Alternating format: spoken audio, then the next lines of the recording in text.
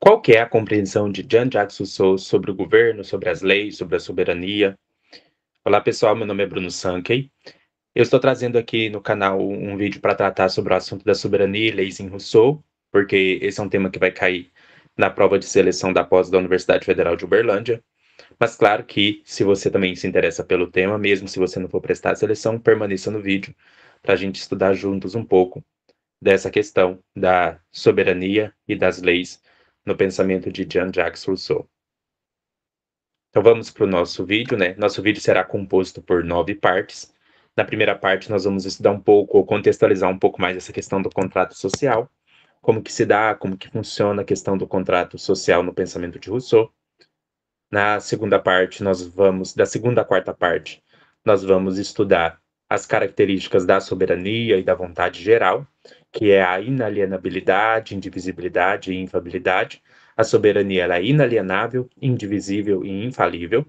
Na quinta parte, nós vamos discutir os limites do poder soberano. Na sexta, o direito de vida e morte. Na sétima, a lei. Na oitava, o objetivo dos sistemas de legislação. E, por fim, na nona parte, as divisões da lei. Então, vamos iniciar os nossos estudos. Pela primeira parte, contrato social, que é uma parte mais de contextualização. O Jean-Jacques Rousseau se insere numa tradição chamada de contratualismo. O contratualismo é a perspectiva de que a sociedade civil ela surge por um pacto social e não de maneira natural. E a gente vai entender um pouco isso. Ela surge, na verdade, com um rompimento com o estado natural. Então, um rompimento com uma teoria na política que a gente chama de justnaturalismo, embora o Rousseau não rejeitasse a teoria da lei natural quando aplicada à ética. Eu vou explicar isso um pouco melhor. Mas aqui, só para a gente entender essa questão de contrato social, qual que é o problema, né, que o Rousseau está lidando aqui? Uma grande questão que a gente tem quando a gente pensa a sociedade é pensar o que justifica a autoridade política. Porque, assim, quando a gente pensa na religião, é mais fácil de entender, né? O que justifica a autoridade religiosa? Bem, justifica porque eu escolhi essa religião, eu escolho permanecer nela, então essa é a minha religião, então eu vou seguir as regras da minha religião. Mas a gente também pode perguntar o que justifica a autoridade do Estado, a autoridade da política. Isso é um pouco mais difícil, porque eu nasci nesse mundo, né? Por mais que no meu país tenha eleições, não foi eu que escolhi a forma de governo na qual eu estou, não foi eu que escolhi a sociedade onde eu nasci. Então, o que justifica a autoridade política? Alguns autores, como Michael Hilmer, respondem que nada, né? Que não tem nada que justifique a autoridade política, que a autoridade política é uma coisa que a gente não precisa se submeter, e por isso ele defende uma forma de anarquismo. No entanto, os contratualistas não pensavam assim. Há uma maneira de justificar a autoridade do Estado. Há uma maneira de justificar a autoridade política. E é isso que o Rousseau está tentando discutir. Como que a gente justifica a autoridade política e qual que é a autoridade política ideal? Qual que é o melhor funcionamento da sociedade, das instituições políticas? E aí, para tentar lidar com esse problema, o Rousseau faz um exercício que os contratualistas fazem, que é um exercício de imaginar como que seria a humanidade sem a sociedade. Como que era a humanidade sem governo, sem sociedade civil? E esse estado hipotético é o que ele vai chamar de estado da natureza. Não quer dizer que esse estado literalmente existiu desse jeito. Só quer dizer que a gente está fazendo um exercício hipotético para entender a diferença entre um estado onde existe sociedade e um estado onde não existe sociedade. Então ele fala, vamos pensar hipoteticamente no estado de natureza. Agora vamos tentar entender o que diferencia estado de natureza do estado civil. E ele vai dizer, a diferença é que no estado civil tem um contrato social e no estado de natureza não tem esse contrato social. O que seria o estado de natureza? É o homem antes da sociedade. E o estado civil é o homem organizado em sociedade. Claro que isso é uma hipótese mítica, não é literal. O Rousseau não está dizendo literalmente existe um estado de natureza que depois teve um contrato social que passou para o estado civil. Ele está trabalhando, né, com um cenário hipotético, até porque ele tinha poucas informações históricas e biológicas para tentar entender como que surgiu a sociedade civil. Mas independente de como surgiu a sociedade civil, ele falava, vamos pensar hipoteticamente num estado onde não existe sociedade, mas existem os seres humanos. Como esses seres humanos viviam? Vamos pensar como que seria a vida no estado de natureza. Aí ele vai pensar assim, primeiro, né, provavelmente, esses seres humanos não precisavam de tanta coisa. Mas por mais que seja difícil a vida num estado de natureza, né, talvez porque você tem que caçar, se proteger dos animais predatórios, você não tem tantas necessidades. né?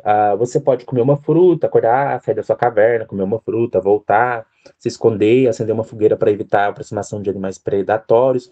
Mas você não tem tanta coisa assim que você necessita nesse estado, né?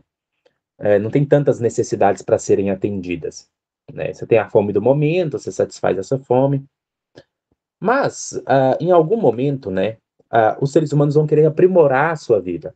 E isso é o que os contratualistas vão chamar de perfectibilidade. Então, grave essa palavra, perfectibilidade. O que que é a perfectibilidade? A perfectibilidade é uma disposição que o ser humano tem para se aprimorar, para se aperfeiçoar. Então, por mais que a vida simples, no estado de natureza, seja lá legal, o ser humano sempre quer um pouco mais. Então, vamos pensar aqui o seguinte: vamos pensar que eu estou morando ali na caverna. Aí eu saio da caverna e eu vou e ponho uma fruta. Ótimo. Mas aí eu penso, nossa, e se eu desenvolver uma cesta, uma grande cesta? Aí eu vou sair, eu vou lá na árvore, balanço a árvore, vai cair várias frutas na minha cesta, eu vou encher a cesta de fruta e eu vou ter mais frutas. Isso é perfectibilidade. E se eu desenvolver uma lança para caçar animais? Isso é perfectibilidade. Mas o que que vai acontecer com isso, né? Que aqueles recursos que talvez eram mais fáceis, de mais fácil acesso, vão se tornar mais difíceis. Porque se eu vou lá na árvore e pego várias frutas, né, um outro ser humano que também precisa comer, não vai chegar lá na árvore e não vai ter tantas frutas mais. Então isso vai começar a criar uma certa desigualdade, né? O Rousseau, ele não pensava a desigualdade em si como um problema, mas havia desigualdades sociais injustas que criavam problemas. E da mesma maneira a propriedade, né? Se eu vou lá, pego a cesta, falo essas frutas são minhas, isso surge a ideia de propriedade. O Rousseau também não era em si contra a ideia de propriedade, mas ele dizia que a ideia de propriedade, quando ela surge, ela traz vários males consigo. Então, o que que vai acontecer, né? Vai abrir um espaço de competição, mas também existe um espaço para cooperação, porque eu também posso pensar assim, se eu caçar junto com meu amigo, ele tem uma lança, eu também tenho, ele distrai o animal, então os seres humanos vão cooperar entre si, vão trabalhar entre si e vão cooperar entre si. E aí, né, o Foucault vai pensar imaginariamente, em algum momento surge um contrato social. Então vamos viver em sociedade, vamos viver juntos. Mas é claro que do ponto de vista histórico, o Rousseau sabia que isso não aconteceu uma vez que os seres humanos se reuniram. Na verdade, o Rousseau não tinha muito como explicar, né, como que deveria ter se dado esse surgimento da sociedade civil. Mas ele falava, se a gente pensar hipoteticamente, pensar como um mito, isso pode nos ajudar a ter um espelho, uma imagem para entender a nossa sociedade, mesmo se não for histórico. Hoje, a gente tem mais acesso a algumas informações, porque o Rousseau acreditava que Deus criou os seres humanos, né, ele acreditava tradicionalmente naquela teoria, né, de que os seres humanos foram criados por Deus e tudo mais. Mas hoje a gente tem o acesso à teoria da evolução, e tendo acesso à teoria da evolução das espécies, nós podemos entender um pouco mais como que deve ter se dado essa passagem de um estado da natureza para um estado civil. Então, o que que a teoria da evolução nos ajuda a pensar, né? Primeiro, nós tínhamos ancestrais que eram iguais aos animais, iguais aos demais animais. Eles eram animais não racionais, animais sem qualquer tipo de inteligência no nível humano. Então, nossos primatas, né, os primatas, os símios, os ancestrais mais próximos dos primatas. Então, eles viviam como qualquer outro animal. Mas em algum momento, esses primatas passaram, né, a ter um pouco mais de capacidades em termos de, por exemplo, fazer ferramentas, em termos, por exemplo, de conseguir se comunicar com alguma linguagem mais rudimentar, de conseguir caçar. E esse período a gente vai chamar de estado da natureza. Então, o estado da natureza é esse segundo período em que tem humanidade, mas ainda não tem sociedade. Depois, de maneira muito lenta, muito gradual, né, esses seres humanos foram se tornando vida comunitária. Então, provavelmente, eu não sei se eu saberia especificar se na época do Homo erectus, talvez que a gente tivesse um estado de natureza, e talvez a partir do Homo sapiens a gente tivesse começando um estado de civil. Talvez, melhor dizendo, fosse a partir do momento em que os seres humanos se tornaram sedentários, e a partir da sedentarização, os seres humanos passaram a viver em comunidades. Então, a gente tem três momentos. O momento em que os nossos ancestrais eram animais, um momento em que você tem já um membro da espécie humana, mas ele ainda não se organiza em sociedade, e um terceiro momento em que tem a organização da sociedade. Isso foi muito gradual, foi muito lento, né? Então, é claro que não teve um momento que as pessoas se reuniram para fazer um contrato. Esse contrato surgiu de maneira lenta, gradual e implícita. Né? O que era o contrato? Vamos cooperar, viver junto é melhor do que viver separado, né?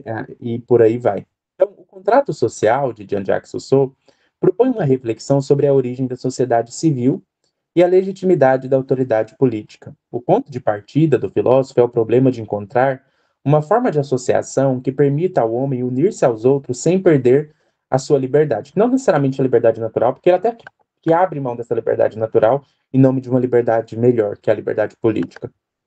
O pacto social, nesse sentido, surge como uma necessidade lógica do desenvolvimento humano. O indivíduo, ao perceber que os obstáculos à sua conservação superam suas forças isoladas, vê-se compelido a unir-se aos demais para sobreviver. Essa união, entretanto, só é legítima quando resulta da livre adesão de todos os associados em condições de igualdade. O que vai ser muito importante, né? Por mais que a sociedade organizou a partir de um contrato social que é simbólico, né? Digamos assim, não é que literalmente as pessoas se reuniram para fazer esse contrato.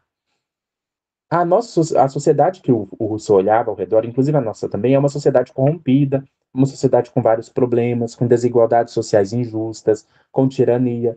Então, o Rousseau propunha que, na verdade, a gente precisa de um novo contrato, digamos assim, nós precisamos de um novo pacto social. Nós precisamos organizar a sociedade baseada no princípio de igualdade. O que é o princípio de igualdade? Não confundam o princípio de igualdade com o igualitarismo. Né? É difícil achar alguém que realmente defende uma espécie de igualitarismo, porque se a gente fosse pegar um igualitarismo radical, seria quase a ideia de que todo mundo tem que ganhar o mesmo salário, que todo mundo tem que ter as mesmas condições. Acho que hoje ninguém defende isso, né? Nem os marxistas não são igualitaristas, vocês sabem, né? Os marxistas, eles são anti-igualitaristas, existe esse mito, né?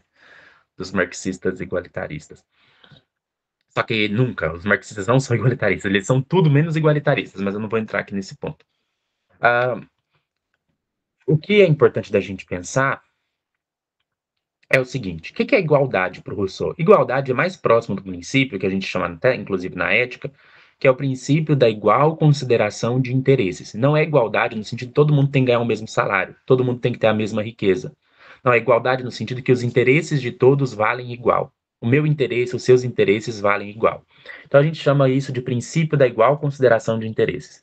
O Rousseau falava: nós precisamos de uma sociedade que considera igualmente os interesses, que considera o interesse comum. Então, isso que é igualdade. Igualdade não é igualdade no sentido de ganhar a mesma coisa, é igualdade no sentido de ter os seus interesses considerados, que você não é superior ou inferior a ninguém. Então, a origem do contrato, portanto, está no momento em que o estado de natureza se torna insustentável.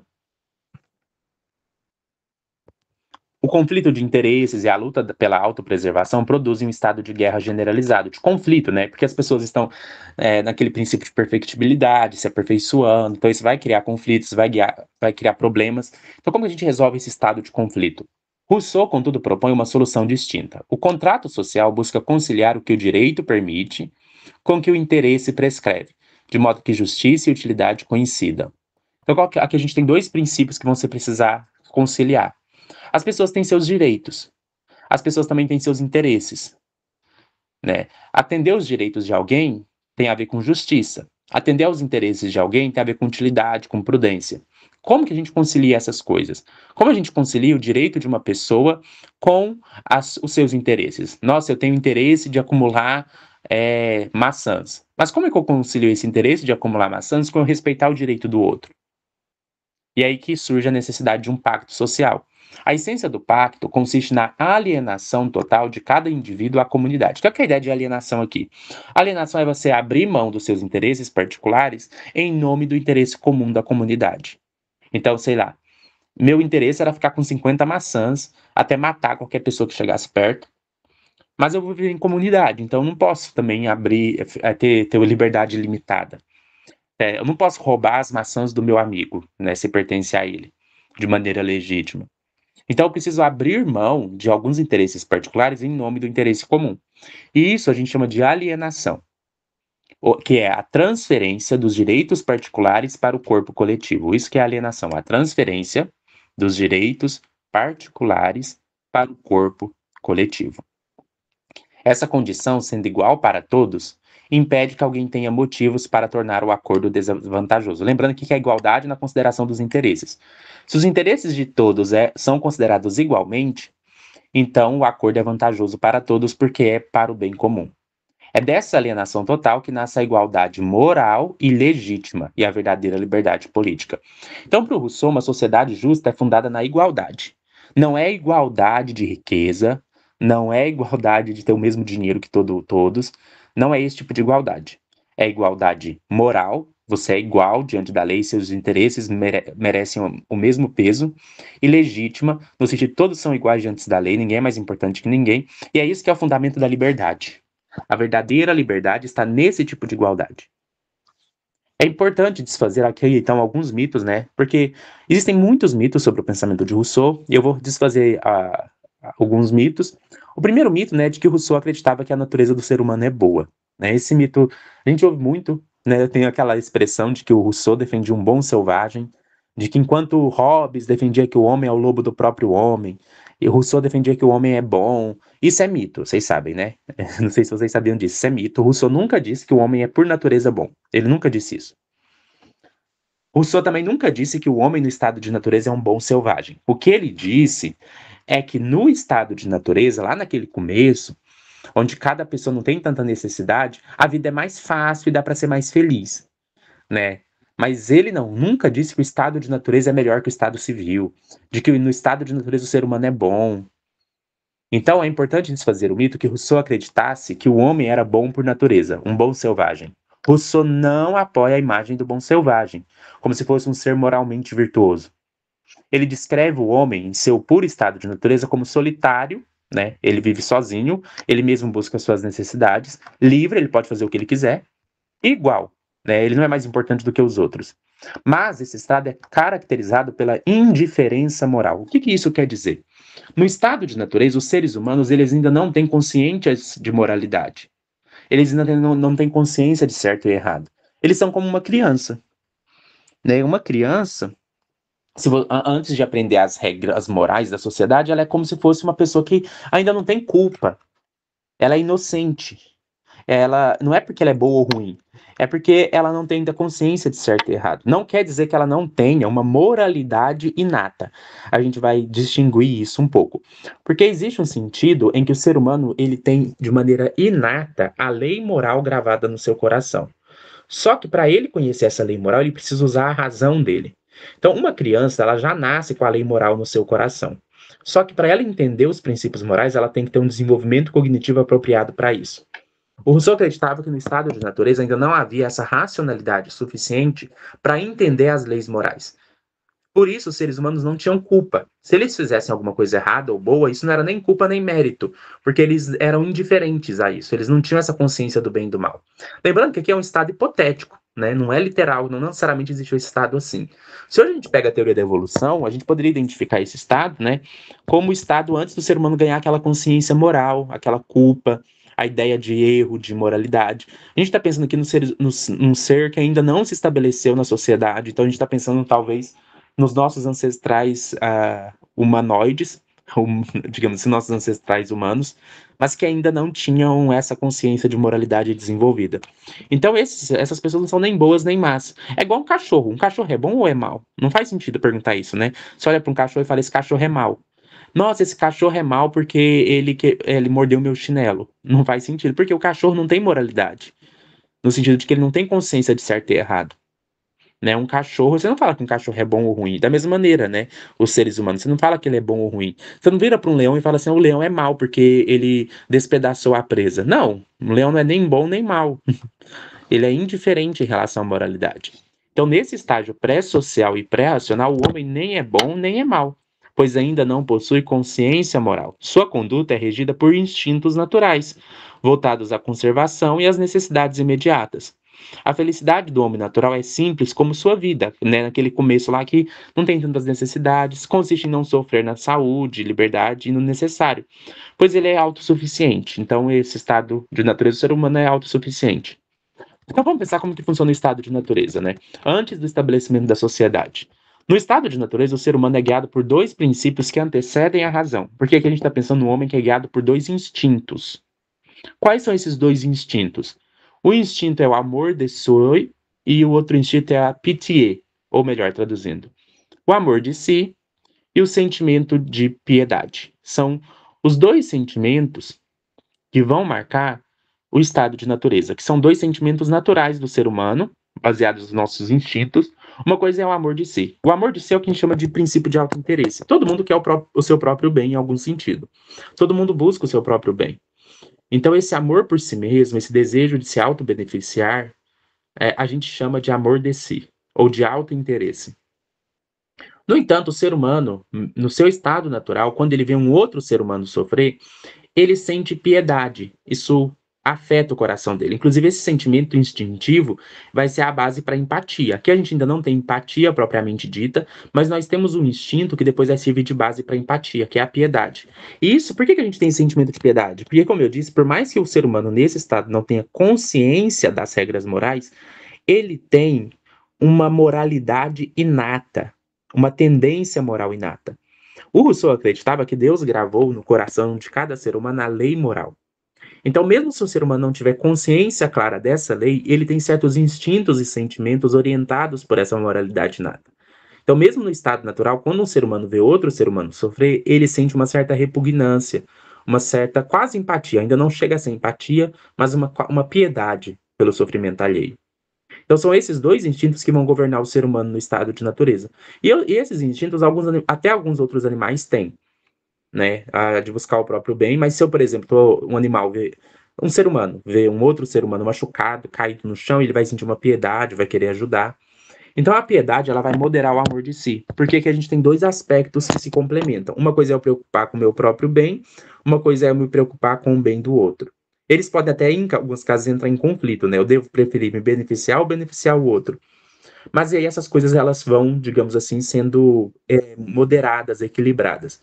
Porque o amor de si e a piedade juntas vão permitir a conservação mútua da espécie. Então, se eu vejo um outro membro da minha própria espécie sofrendo e eu busco ajudá-lo, isso ajuda a espécie inteira, né? Uma mãe que ajuda o seu bebezinho a sobreviver, ela está contribuindo para a preservação da espécie.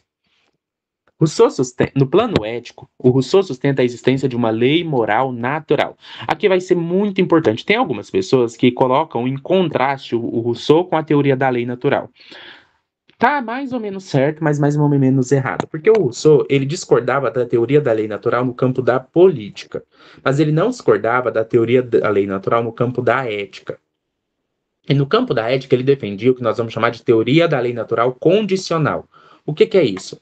Algumas pessoas defendiam que a lei moral natural estava gravada no coração do ser humano. E isso significava que os seres humanos, desde que eles nascem, desde que existe o primeiro ser humano lá, Adão e Eva, eles já têm consciência clara dessa lei moral. Então, essa é a teoria da lei moral tradicional.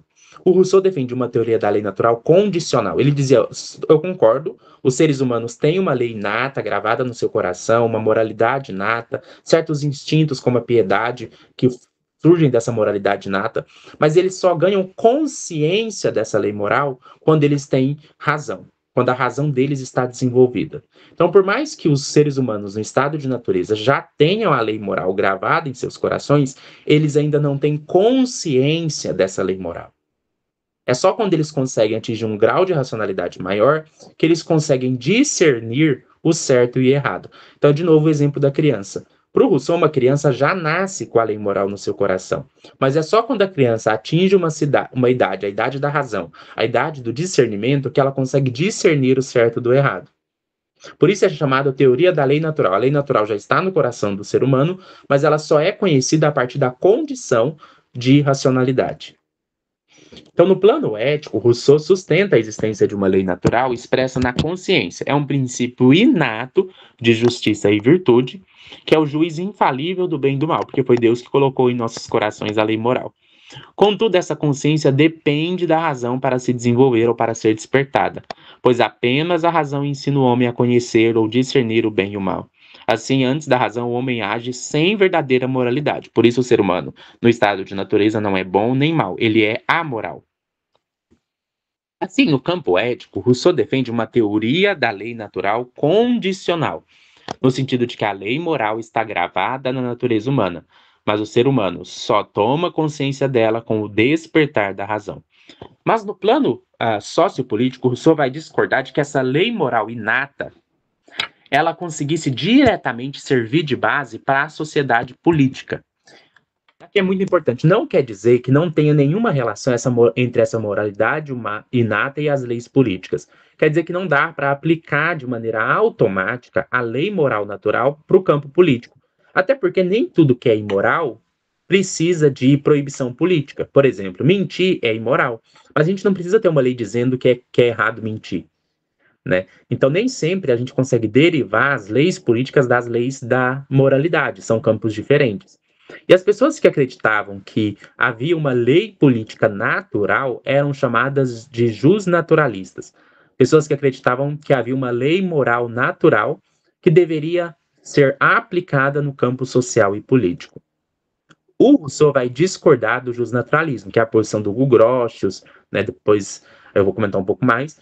Mas no plano sociopolítico, Rousseau rejeita a ideia de justnaturalista. Para ele, não existe uma moralidade social inata. A moralidade ética, ela é inata, mas a moralidade política, social, civil, ela é construída. Então, Rousseau rejeita a ideia justnaturalista de que a lei moral natural possa, por si só, fundamentar a moralidade social ou a ordem política. A moralidade social ela só vai surgir a partir do contrato social, que substitui o instinto pela justiça e torna o homem verdadeiramente livre a obedecer à vontade geral. Aqui o Rousseau está discordando de uma interpretação de que o Estado é uma instituição natural. O que alguns autores defendiam, principalmente né, autores católicos? Eles defendiam que Deus instituiu o Estado desde o Jardim do Éden, antes do pecado original. Né? De que Adão foi o primeiro rei, de que o governo foi instituído por Deus lá no Éden. O Rousseau falava, não. O Estado, a sociedade, surgem como um fenômeno histórico. Não é uma coisa que já existe por natureza. O Estado não é uma instituição divina. O Estado surge a partir da organização da sociedade civil. Então, a moralidade do Estado, as leis do governo, elas não surgem de uma lei natural. Elas surgem a partir dos acordos e contratos que as pessoas fazem na sociedade. Então, a moralidade social, e também não quer dizer que a moralidade social não deva expressar valores da moralidade inata. O Rousseau até concordava que a moralidade social tem que expressar valores da moralidade inata. Só que a moralidade social não surge diretamente da moralidade inata. A moralidade social surge apenas com o contrato social, que substitui o instinto pela justiça e torna o homem verdadeiramente livre a obedecer à vontade geral. Depois eu vou explicar o que é a vontade geral, mas aqui de maneira breve, a vontade geral é o interesse pelo bem comum. Expressão do bem comum em princípio vital do Estado. Assim, Rousseau distingue claramente dois tipos de moralidade: a moralidade inata e a moralidade civil. Outra coisa também, né, para desmistificar, o Rousseau não está dizendo aqui, ele não está fazendo uma teoria histórica, ele não está dizendo existiu um estado de natureza e depois o povo se reuniu e fez um contrato. Aqui é mais hipotético. Então, importa notar um outro ponto também, né, para a gente entender o Rousseau.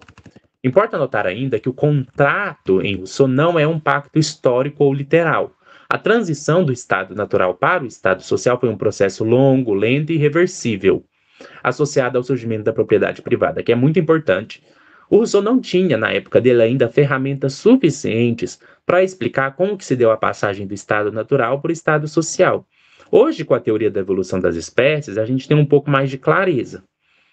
Que foi um processo longo, foi um processo lento, foi um processo, e aqui é importante, para o Rousseau é um processo irreversível.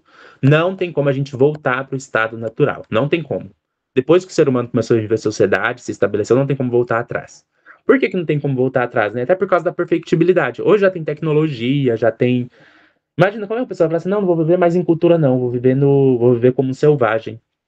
Depois que tem tecnologia, não tem como mais fazer isso, porque você vai ficar em desvantagem. Né? É igual falar assim, nossa, eu não vou caçar não, eu vou ficar comendo cada frutinha da árvore. Aí você vai chegar lá na árvore, a pessoa que sabe caçar, que desenvolveu ferramenta, vai ter comido as frutas tudo, ou vai ter pego todas. Então não tem como voltar atrás. Né? O Rousseau era contra essa ideia de que, não, vamos voltar para o estado natural. Não tem como, não tem como. E o surgimento da sociedade para o Rousseau estava ligado ao surgimento da propriedade privada, né? Então foi quando, por exemplo, o ser humano teve a ideia de não só apanhar uma fruta para ele comer no momento, mas levar uma cesta, encher a cesta de fruta e tornar aquela cesta dele uma propriedade dele. É assim que vai surgindo a sociedade. Lembrando que a propriedade privada depois então vai ser as raízes de todos os males que existem na sociedade, mas isso não quer dizer que a propriedade privada seja por si ruim, só quer dizer que a organização social ela traz certos problemas. Também traz suas vantagens, né? Por isso que é uma coisa paradoxal. Mas é importante dizer que não houve literalmente um pacto em algum momento. No entanto, sendo irreversível, não é possível retornar ao estado anterior, especialmente considerando as vantagens da vida em sociedade, apesar dos custos. Então, assim, a gente, para viver em sociedade, a gente abre mão da nossa independência, da nossa autonomia, da nossa autossuficiência. A gente abre mão de certos interesses particulares. A gente abre mão da nossa liberdade limitada em nome de uma liberdade limitada. Por isso, dado o mundo que a gente vive, precisamos pensar em como melhor organizar a sociedade. Porque Rousseau acreditava que, por mais que exista um contrato social regente agora, ele não é perfeito, ele é problemático, porque ele permite a tirania, ele não permite a igual consideração dos interesses de todos. Então, nós precisamos pensar numa sociedade justa. E qual que é a sociedade justa que o Rousseau defende? É o que ele não vai usar essa palavra exatamente, mas a gente chama na literatura de república social. Então, qual que é o tipo de sociedade que o Rousseau defende? A república social. Mas é importante dizer que essa república social não é uma forma de governo específica. Você pode ter república social na monarquia, você pode ter república social em diferentes formas na democracia, você pode ter república social em diferentes formas de organização social. Né? Por quê? O que é a palavra república? República, né, isso vem lá do Aristóteles, uma tendência de distinguir democracia e república. Democracia é o governo do povo. O Rousseau não defendia o governo do povo. A gente vai entender em que sentido. Ele defendia o governo do bem comum. Isso é a república. República significa bem público, bem comum. Não é exatamente democracia no sentido tradicional. Pode até ser chamado de democracia, não tem problema. Mas aqui a gente vai fazer uma distinção, tipo o que Aristóteles faz. O Aristóteles, né, vai distinguir a república da democracia. A democracia é o governo do povo. O que importa é o desejo da maioria, o que importa é mais ou menos isso, o desejo do povo. Já a república é o interesse comum que importa. Mesmo se a maioria não tiver de acordo com o interesse comum, é o interesse comum que importa. E é isso que o Rousseau vai defender. Ele vai defender que o que importa não é o desejo do povo, é o desejo comum, é o interesse comum, é o bem comum. E esse interesse comum ele chama de vontade geral. Então, qualquer tipo de sociedade que valoriza o interesse comum, o interesse social comum, é uma república social, mesmo se for uma monarquia, mesmo se for uma democracia. Então, nem toda forma de república social precisa ser uma democracia exatamente. Né? Então, o Rousseau aqui ele vai discordar do Hobbes, né? O Hobbes defendia a monarquia. Aqui não, ele vai falar, não, pode até ser uma monarquia, não importa, mas tem que ser uma república social. Vamos entender mais ou menos o que é essa república social. A sociedade ideal proposta por Rousseau é a república social, entendida não como uma forma específica de governo, mas como todo Estado regido por leis e pela vontade geral, o interesse comum. Essa sociedade deve ser de tamanho reduzido. Então, o Rousseau, vamos pensar assim, o Rousseau achava que o ideal seria que as sociedades se organizassem em pequenos grupos.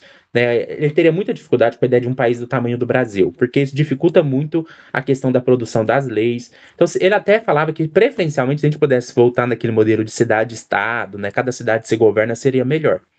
Mas, claro, isso aqui é o plano ideal, né? Nem sempre dá para ser assim.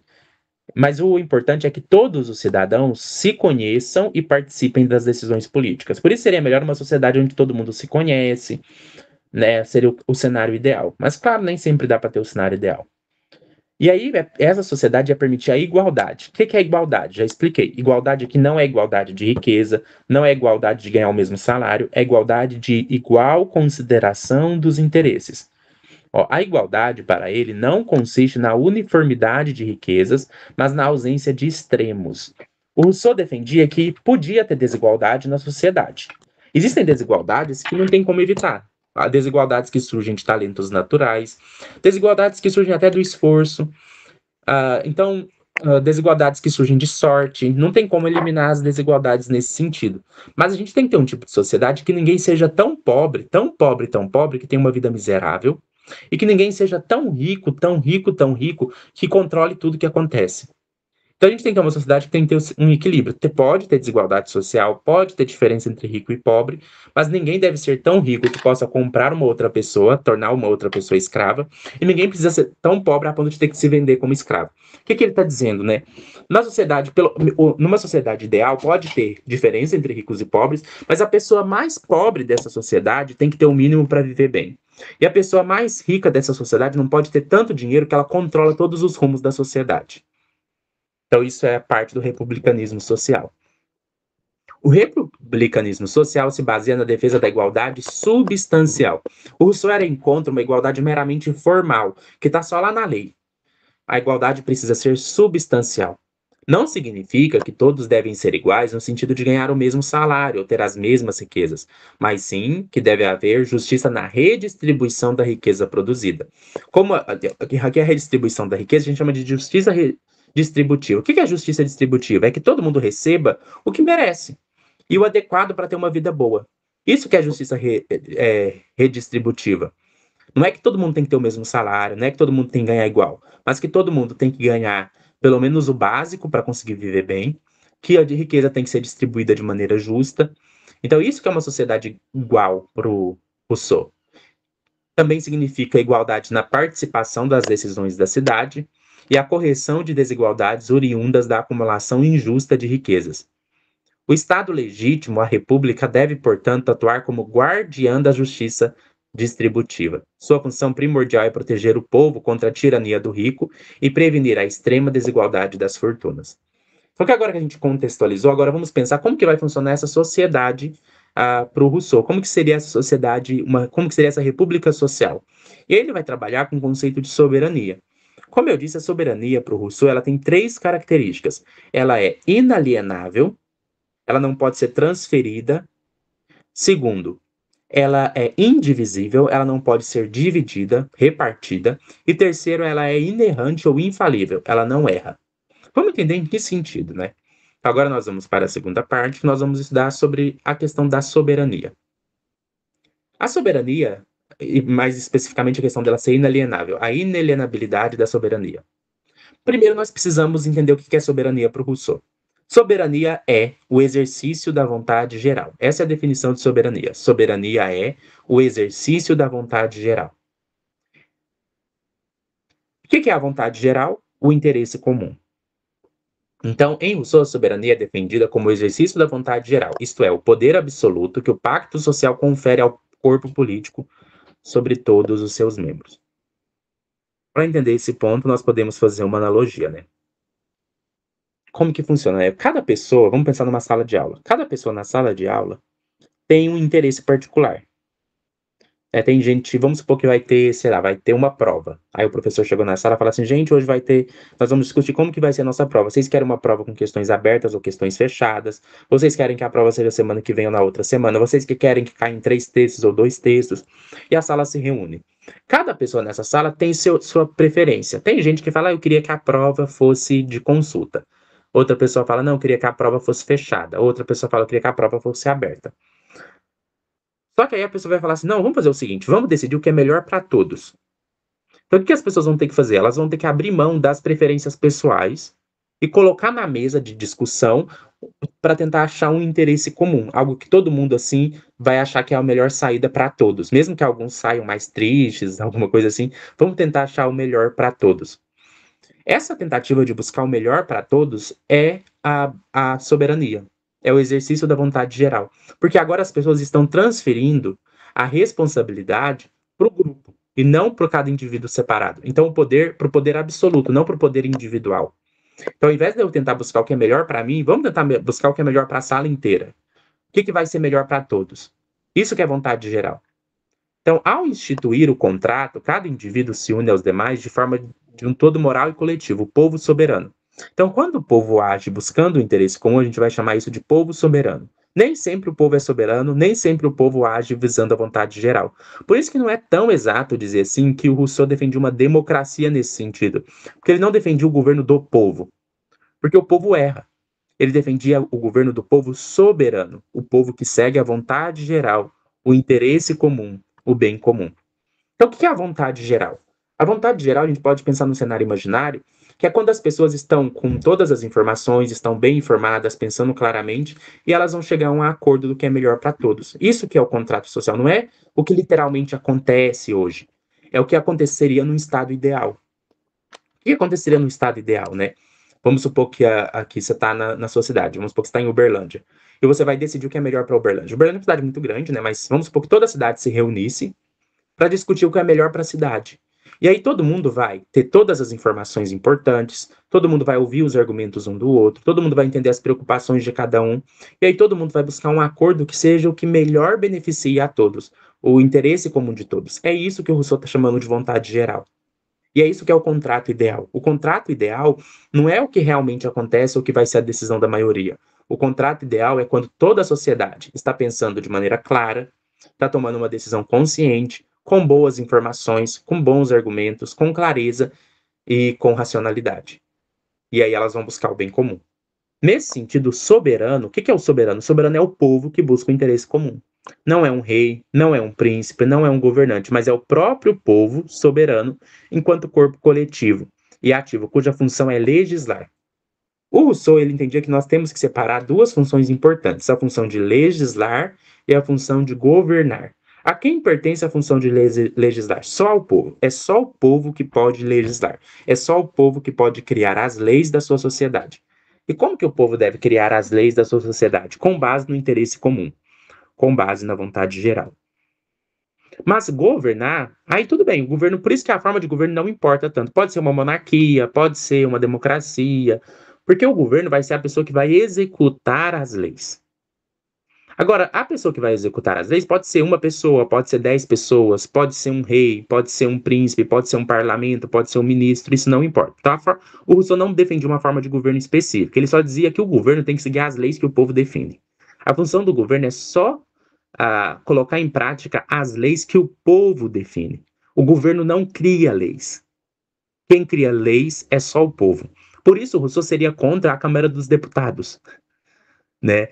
Não pode ser deputado que cria lei. Quem tem que criar lei é o povo diretamente. Diretamente. Não pode ser representantes do povo. Então, o poder legislativo, portanto, constitui o coração do Estado e a essência da soberania.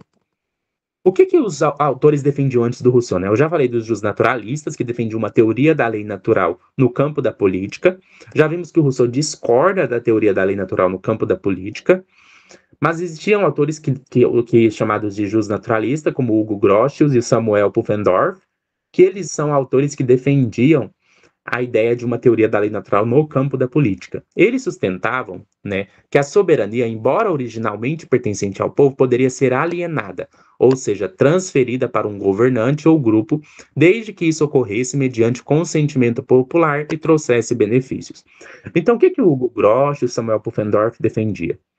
Olha, a gente pode ter uma espécie de democracia representativa. Ou a gente pode ter uma espécie de governo ou de legislação onde não é o povo diretamente que governa, desde que esse grupo que representa o povo tenha sido eleito pelo povo, desde que esse povo tenha delegado a sua autoridade para o corpo político. Essa é a ideia, né, por exemplo, que aparece na democracia representativa. Por que os deputados podem votar as leis? Porque foi eu que elegi os deputados e porque são os deputados que representam a sociedade. Então é como se eu estivesse delegando aos deputados a minha autoridade em legislar. Os deputados me representam. O Rousseau era contra isso. Por quê? Porque, na verdade, isso não funciona. Os deputados não vão, de fato, representar o povo. O Rousseau acreditava que não dá para delegar, terceirizar, transferir a autoridade para fazer as leis. Soberania não se transfere. Os justnaturalistas diziam, dá para transferir, desde que o povo votou naqueles representantes, desde que esses representantes trazem benefícios para o povo. Essa doutrina foi chamada de doutrina do pacto de submissão, segundo a qual o povo renunciava ao exercício do direito do poder em troca de segurança ou estabilidade. Então, para funcionar bem a sociedade, para a gente ter estabilidade e segurança, a gente tem que eleger representantes, porque não dá para todo mundo legislar diretamente. Então, o Rousseau discordava dessa chamada doutrina do pacto de submissão, que as pessoas concordem de submeter aos seus representantes. Isso que é o pacto de submissão. As pessoas fazem uma aliança em que elas concordam se submeter aos seus representantes. Então, se alguém batesse na minha porta hoje e falasse assim: por que que você segue a lei definida pela Câmara dos Deputados? Eu vou dizer: eu sigo a lei definida pela Câmara dos Deputados porque eu transferi esse direito para eles. Porque eu renunciei ao meu direito de fazer minhas leis diretamente e dei aos meus representantes esse direito. Rousseau rejeitava essa concepção. Porque o Rousseau acreditava que a soberania é inalienável, não é uma coisa que você pode transferir, não é uma coisa que você pode renunciar, não é uma coisa que você possa abrir mão. A soberania, ela deriva da vontade geral, do interesse comum. E a vontade é uma coisa que você não transfere e nem divide. Aqui nós vamos focar nessa coisa de não transferir, depois nós falamos da coisa de dividir. Por exemplo, se eu quero chocolate, não é uma coisa que eu falo assim: agora eu vou transferir essa vontade de querer esse chocolate para o Joãozinho. Não, a vontade não se transfere. O que o Rousseau acreditava é que se todas as pessoas estiverem pensando de maneira racional, elas vão desejar a mesma coisa. Que coisa? O interesse comum. Então aqui ele adotava uma espécie de perspectiva que a gente pode chamar na política de preferencialismo racional. O que é o preferencialismo racional? É a ideia de que nós devemos considerar como o tipo de coisa que deve ser atendida pelo governo ou pela política ou as leis. Qual que é o objetivo das leis? Satisfazer o interesse comum, as preferências baseadas no interesse comum. E essas preferências precisam ser racionais. Não é qualquer preferência, são as preferências racionais. Ou seja, as preferências que as pessoas têm quando elas pensam de maneira livre e esclarecida e racional. Então, na verdade, se eu pensar de maneira racional, com boas informações, eu vou desejar a mesma coisa que meu colega deseja, porque ele vai desejar o quê? O bem comum. E eu também vou desejar o bem comum. E o bem comum é o mesmo, né? O que é melhor para todos. Então, naquele exemplo da sala de aula, você está lá toda a sala de aula discutindo qual que é o melhor tipo de prova, como que vai ser. No final, eles vão ter que chegar num acordo. E às vezes eu vou ter que falar assim: nossa, na verdade eu queria que a prova fosse fechada, mas eles decidiram que vai ser aberta. Eu queria que fosse fechada, mas eu sei que vai ser melhor para a sala inteira se a prova for aberta. Então eu vou querer que a prova seja aberta. Então minha vontade vai se transformar na vontade comum. Eu vou querer o que todos querem, porque eu sei que é mais importante o interesse comum do que meu interesse particular. Então, no final das contas, né, a vontade verdadeira das pessoas não vai ser contraditória. Não vai se contradizer, porque todo mundo vai querer a mesma coisa. Porque até mesmo aquela pessoa que preferia outra situação, ela vai falar assim: não, eu prefiro mais o bem comum do que a minha satisfação particular. Então, no final das contas, as pessoas vão chegar num consenso se elas estiverem buscando o bem comum. E então, elas vão desejar a mesma coisa. E desejo é uma coisa que você não transfere, que você não delega. Você deseja só. Então, o poder, ele pode ser delegado, mas não a vontade. O que é o poder? Eu falei que o Rousseau diferenciava governar de legislar. Governar, você pode delegar. Uma pessoa pode aplicar as leis no seu lugar. Mas criar as leis não dá para delegar. Essa que é a diferença. Então, por exemplo, pode até ter um presidente, pode até ter um grupo de governantes, mas esses governantes devem aplicar a lei geral. Mas ninguém pode fazer as leis no seu lugar. Isso significa que, embora o povo possa designar magistrados para executar as leis ou para administrar o governo, ele jamais pode ceder ao outrem o direito de legislar em seu nome. Se o povo promete simplesmente obedecer, renunciando à sua soberania, ele se dissolve como corpo político e perde sua qualidade de povo, voltando a condições de súdito sem liberdade. Por isso que o Rousseau distinguia governo de soberania. Governo de soberania. Por isso que o Rousseau está aplicando a República Social só para a parte legislativa. A parte do governo não importa. O governo pode ser uma aristocracia, o governo pode ser uma monarquia, o governo pode ser uma democracia. O governo pode ser uma democracia direta, pode ser uma democracia indireta, o governo pode ser um representante do povo, ou pode ser o povo inteiro governa junto de algum jeito. Então, as formas de governo para o Rousseau não importavam tanto. Você pode ter diferentes formas do governo. Então, o Rousseau não defendia a democracia, né? Nem direta nem indireta. Ele não defendia a monarquia, ele não defendia o parlamentarismo, porque ele dizia que essa questão de como deve ser o governo fica em aberto. mas ele defendia no campo legislativo a república social. Por isso, Rousseau distinguia governo de soberania. Não é o governo nunca é soberano. Fique claro isso. O governo não é soberano. Isso é muito importante ter em mente. Não existe governo soberano, existe povo soberano. Existe vontade geral soberana. Quem é soberano é o povo, não o governo. O governo é apenas um comissário ou agente executivo carregado de aplicar as leis. Já a soberania é o poder legislativo supremo, que só pertence ao conjunto dos cidadãos. Desse modo, os deputados não são representantes do povo. O Rousseau ficaria horrorizado com o que acontece no Brasil, de você ter uma Câmara dos Deputados votando no lugar do povo, decidindo as coisas no lugar do povo. Não funciona, né? Eles acabam fazendo lobby para quem interessa, né?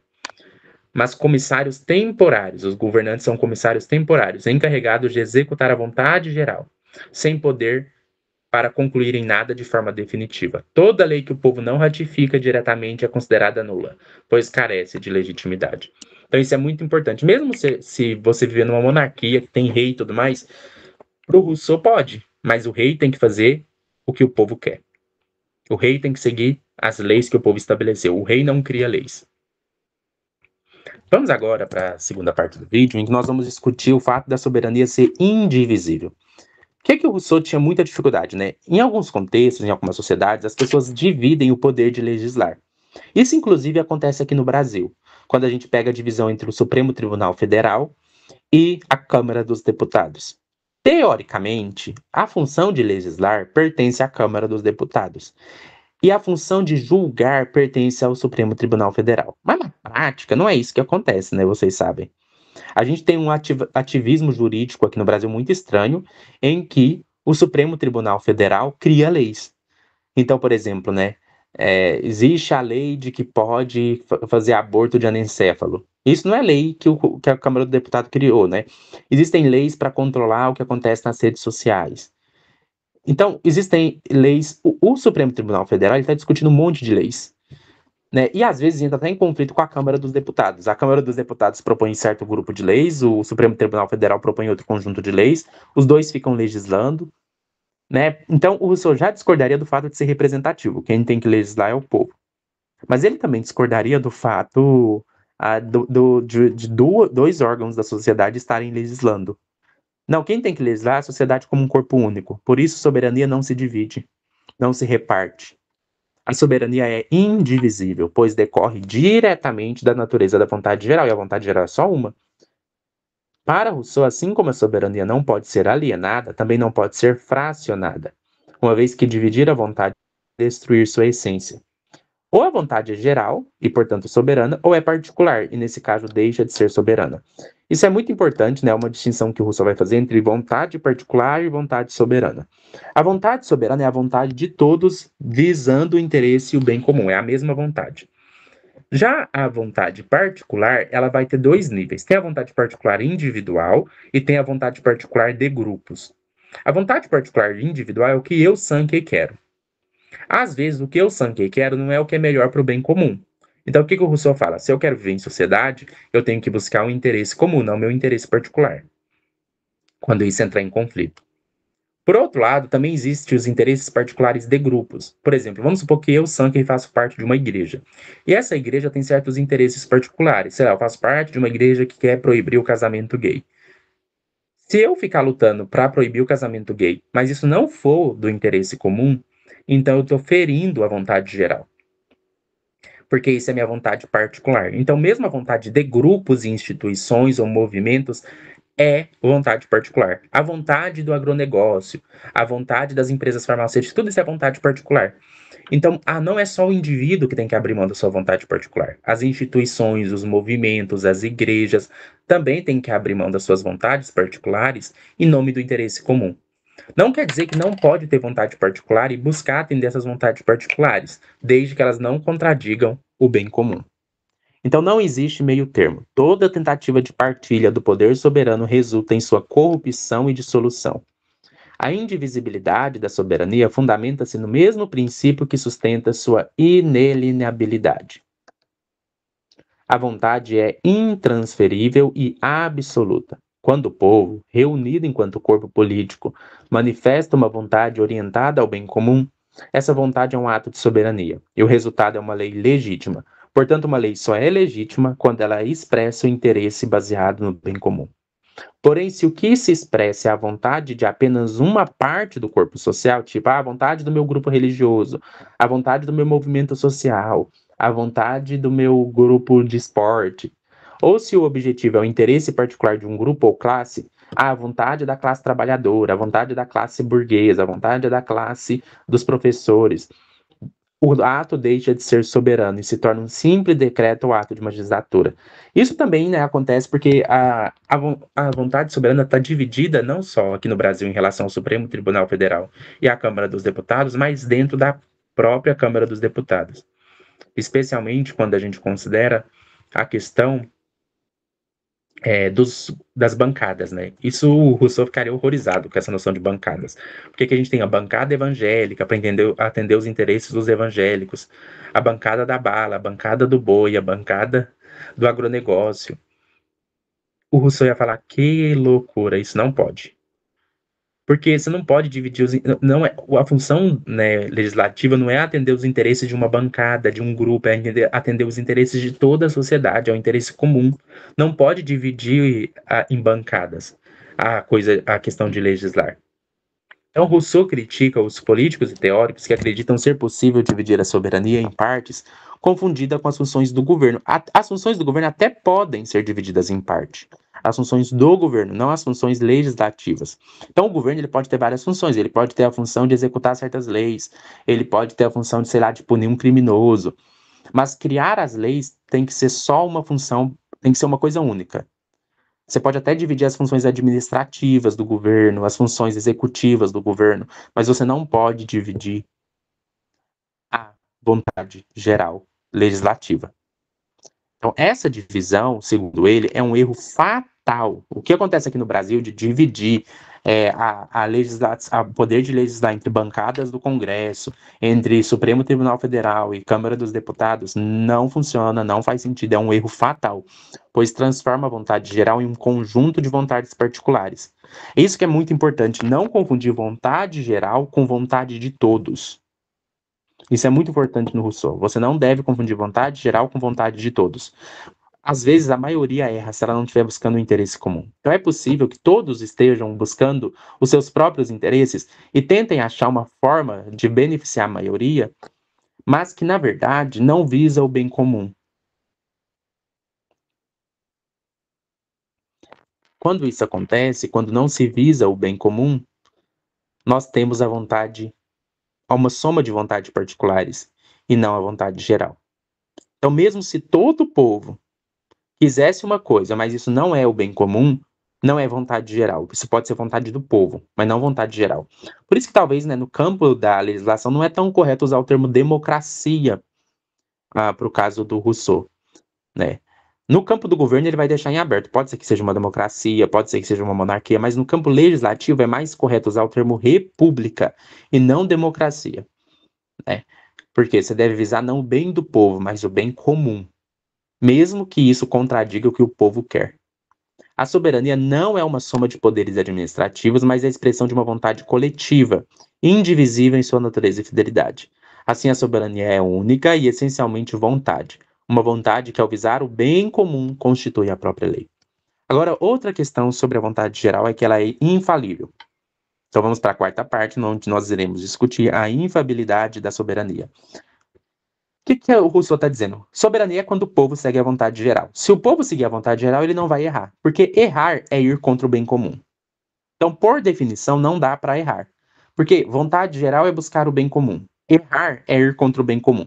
Se o povo é soberano, ele segue a vontade geral. Se o povo é soberano e segue a vontade geral, logo ele busca o bem comum. Se o povo é soberano e segue a vontade geral e busca o bem comum, logo ele não pode errar, porque errar é ir contra o bem comum. Simples, é um argumento bem simples, né? É bem simples de perceber, porque isso é uma questão de definição, né? Pode parecer circular, mas é porque é uma questão definicional, né? Vontade geral é buscar o bem comum. Errar é ir contra o bem comum. Portanto, a vontade geral não pode errar. Se o povo é soberano e o povo está seguindo a vontade comum, não tem como errar. Então, Rousseau define a vontade geral como a vontade do corpo moral e coletivo. O soberano enquanto sujeito ativo da soberania. O sujeito ativo é o povo.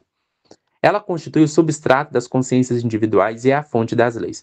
Percebe? É o substrato das consciências individuais, ou seja, é aquilo que busca o bem comum dessas consciências individuais. Não é o que todas essas consciências somadamente querem. É o que é melhor para elas. É isso que tem que ser a fonte das leis, expressando o interesse comum ou bem comum. Seu objetivo é garantir a conservação e o bem-estar do todo e de cada uma das partes que compõem a comunidade.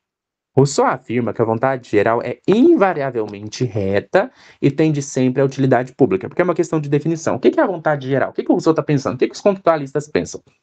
Que se as pessoas, olha que interessante, se a sociedade, vamos pensar uma cidade, se toda a cidade se reunir numa assembleia, toda a cidade se reuniu numa assembleia, todas as pessoas estão dedicadas nessa assembleia a buscar o que é melhor para todos, o interesse comum.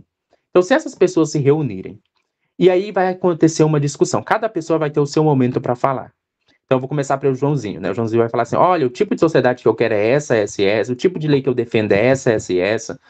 E aí depois em outra pessoa... E os argumentos que eu defendo para ser assim são esses, esses e esses. Então, cada pessoa vai ter sua liberdade para falar, para explicar sua posição, os argumentos, e todo mundo vai se ouvir, todo mundo vai ser racional, vai prestar atenção em que no outro está falando, vai considerar seriamente os argumentos. Essa assembleia ela vai chegar num acordo do que é melhor para todos. Se essa assembleia realmente ouviu todos os argumentos, se essa assembleia realmente estava bem informada, se nessa assembleia todos participaram, se nessa assembleia se considerou igualmente os interesses de todos, então não tem como essa assembleia errar. É isso que o Rousseau está dizendo. É claro, aí você pode falar, não, mas isso é utópico, isso é muito idealista. Mas aqui o Rousseau não está dizendo que a gente vai viver assim, que literalmente tem como fazer isso. Ele está dizendo que a gente tem que se aproximar desse ideal. Não é que dá para ser assim 100%. Mas o máximo que a gente conseguir se aproximar desse ideal, melhor. Por isso, né, num contexto ideal em que todas as pessoas se reunissem para decidir as leis do seu país e elas se reunissem pensando de maneira racional, com clareza e boas informações, é claro que elas iam acertar sempre. Nesse sentido, a vontade geral não pode errar, pois sendo a expressão do desejo e de aperfeiçoamento e conservação do corpo político, ninguém ao querer o bem comum quer o mal para si mesmo. No entanto, isso não significa que o povo, ao tentar exprimir a vontade geral, não possa se enganar. O povo pode se enganar. Pode ser que nessa assembleia, no mundo real, agora saindo do mundo ideal, pode ser que no mundo real as pessoas não entendam bem um argumento, ou que a pessoa tenha algum viés. Então pode ser que o povo, mesmo tentando chegar próximo da vontade geral, eles errem. Mas a gente tem que tentar ao máximo possível se aproximar da vontade geral. Por isso, a vontade geral não deve ser confundida com a vontade da maioria. O Rousseau era contra a democracia dos 51%. O que é a democracia dos 51%, né? É a democracia da maioria, que na verdade é uma ditadura, a ditadura da maioria, né? Então o Rousseau era contra a ditadura da maioria.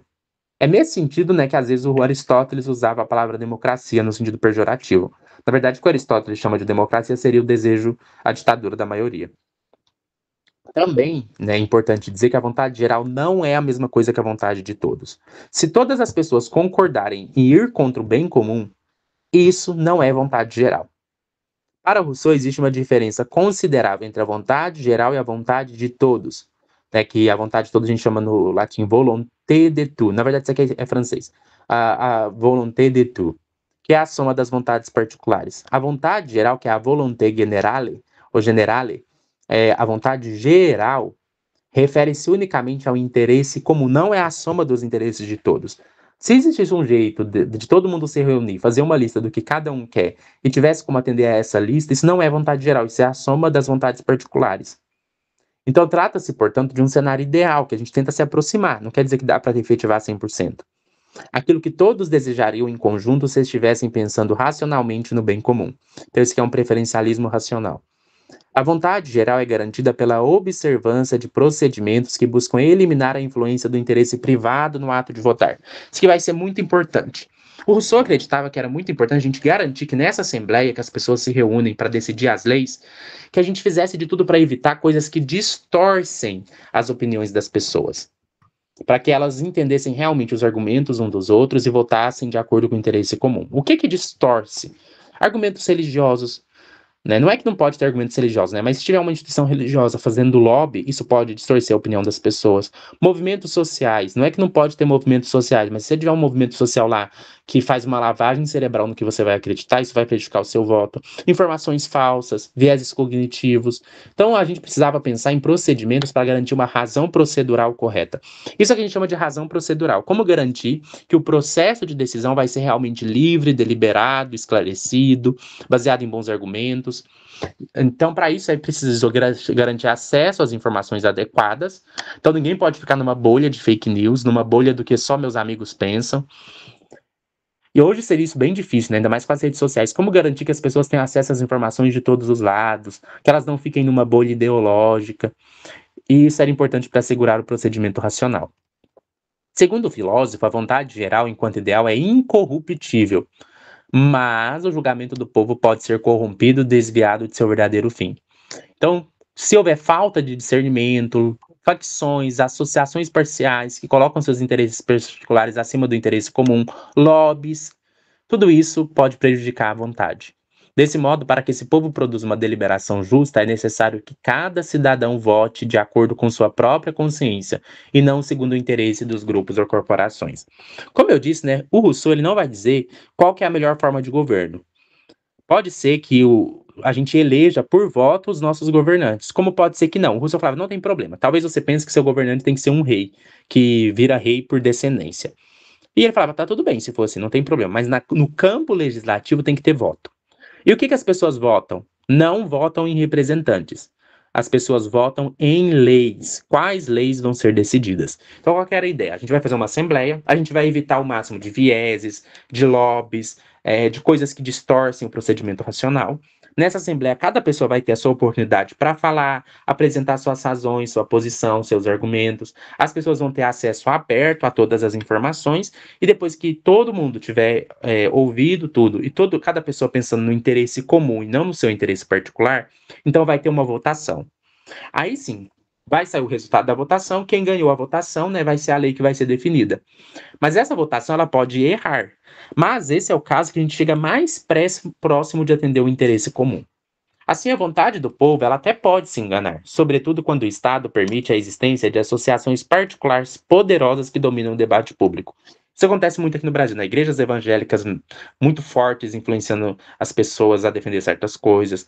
Movimentos, pode ser mesmo movimentos como o movimento feminista, por mais que tenha pontos positivos, pode distorcer as coisas.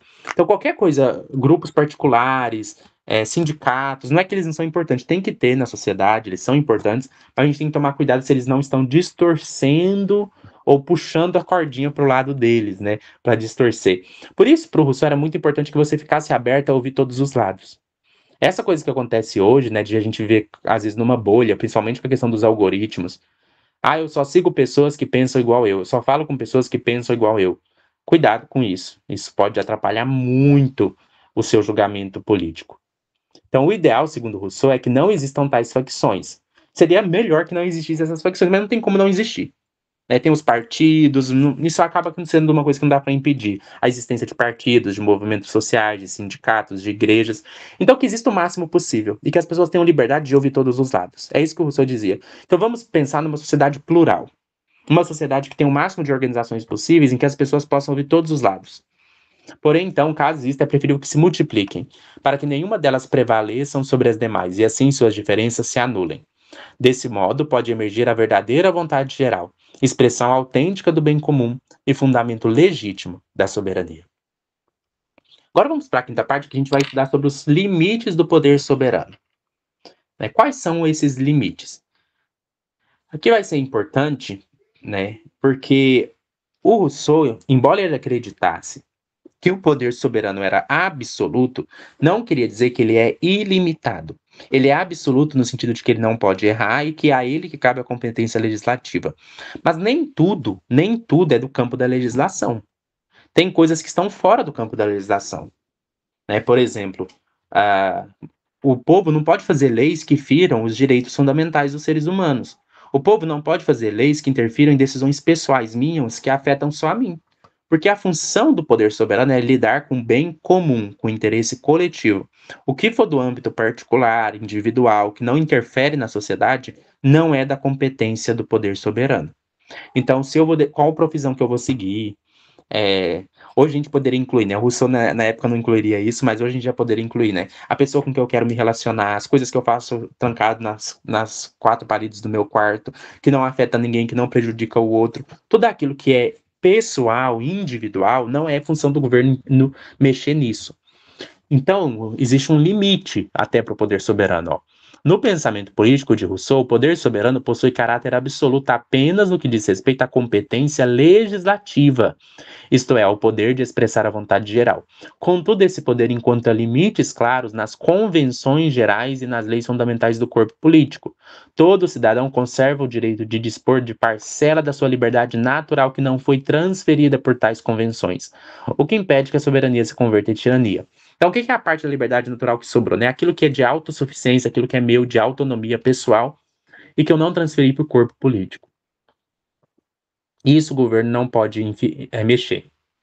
Né? Então, coisas individuais que não afetam o bem comum não é função do governo.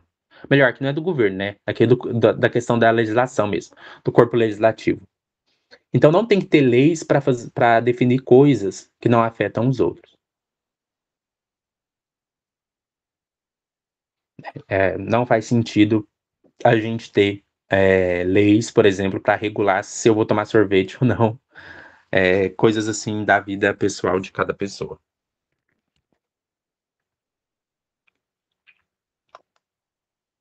Então, embora o soberano seja absoluto sobre seus membros, esse absolutismo é político, não despótico. A soberania não é ilimitada, pois deve respeitar as condições do pacto social que lhe deu origem.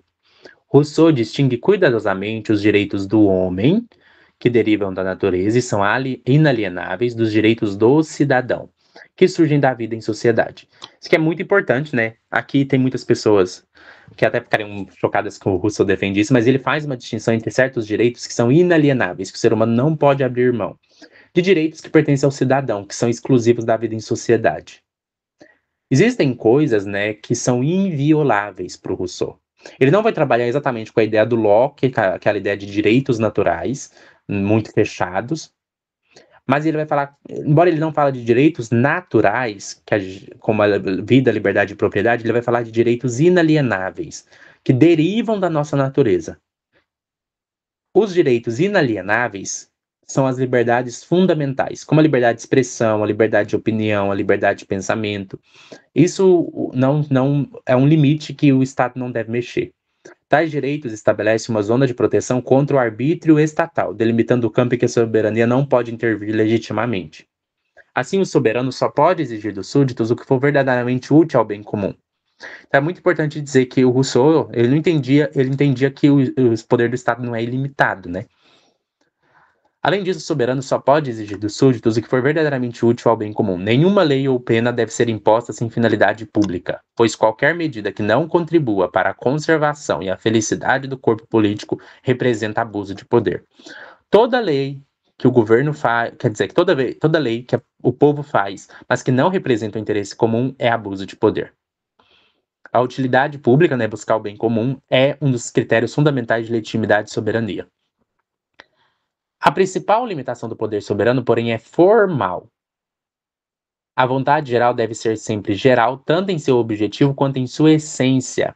Isso significa que ela não pode pronunciar sobre casos particulares, indivíduos ou situações determinadas. Eu já conversei, né? Já expliquei. A vontade geral ela tem uma limitação formal porque ela só se aplica ao que afeta o interesse comum. O que for de âmbito privado, particular e pessoal não é da competência da vontade geral. Quando a soberania ultrapassa esse limite e se orienta para fins privados ou concretos, outro exemplo, né? A soberania não pode atender interesses particulares, beneficiar um grupo mais do que outro, beneficiar uma organização mais do que outra, porque ela deixa de ser vontade geral e degenera em vontade particular, perdendo a sua legitimidade. Desse modo, as funções que tratam de objetos específicos, como as magistraturas, os atos administrativos e os julgamentos judiciais, não pertencem ao âmbito da soberania. O âmbito da soberania é só a criação das leis. A execução das leis, a punição vai depender do governo. Assim, Rousseau estabelece uma clara distinção entre o poder legislativo, que expressa a vontade geral, e o poder executivo, que aplica de maneira particular essas leis. Então, a aplicação particular das leis não é função da vontade soberana, do povo soberano, né? Por isso que você não precisa ter lei para cada situação, né? Quem vai aplicar a lei para casos específicos vai ser o governo. O soberano, portanto, não é um poder sem limites, mas uma autoridade limitada pela própria razão do pacto social e pela exigência de que sua vontade seja sempre a expressão impessoal e universal do bem comum. Isso é o princípio da imparcialidade, né? O Estado, o governo, eles têm que seguir o princípio da imparcialidade. O povo tem que seguir o princípio da imparcialidade. Não é todo mundo conta igual, ninguém é mais importante do que ninguém.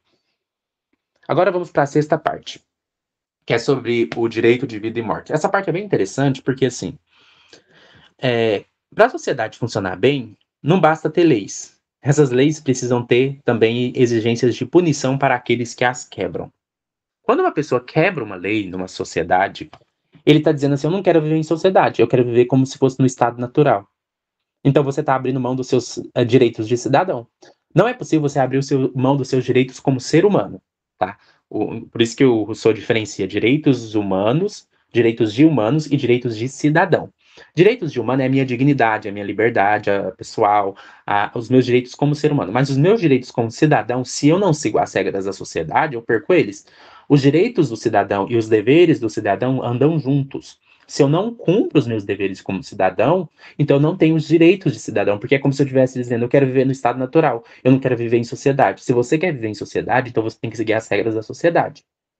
Então o Rousseau acreditava que os direitos do cidadão e os direitos e os deveres do cidadão andam juntos. Se você não segue os seus deveres, então você não vai ter direitos. Você vai ter só os direitos humanos básicos. Os direitos humanos básicos, eles são inalienáveis, não tem como você perder eles. Você não pode ser escravizado, você não pode ser, você não pode ter violado a sua dignidade humana. Mas os seus direitos como cidadão, você não vai ter eles se você não seguir as regras. Então, eu tenho como cidadão direito a viver. Eu tenho como cidadão direito a não estar preso, de ir e vir. Ó, se você fere as leis, até esse direito você pode perder ele. Por isso, né, no pensamento do Rousseau, o direito de vida e morte pertence ao Estado, né? O Estado, a espada de aplicar a pena pertence ao Estado. Se alguém fere as regras, então ele tem que ser punido, porque se ele não é punido, ele pode quebrar a ordem social. O contrato que funda a comunidade política tem como finalidade principal a conservação da vida e da segurança de todos. As pessoas se reúnem em sociedade porque é melhor viver assim. Porque no estado onde não tem a sociedade civil organizada, cada um pode matar quem quiser. E como é que vai viver? Quem vai... se alguém me mata no estado de natureza, quem que eu vou pedir? Até porque eu morri, não tem como pedir, né? Se alguém mata alguém que eu amo no estado de natureza, o que eu faço? Não tem o que fazer, né? Então, para garantir a segurança, existe a sociedade civil.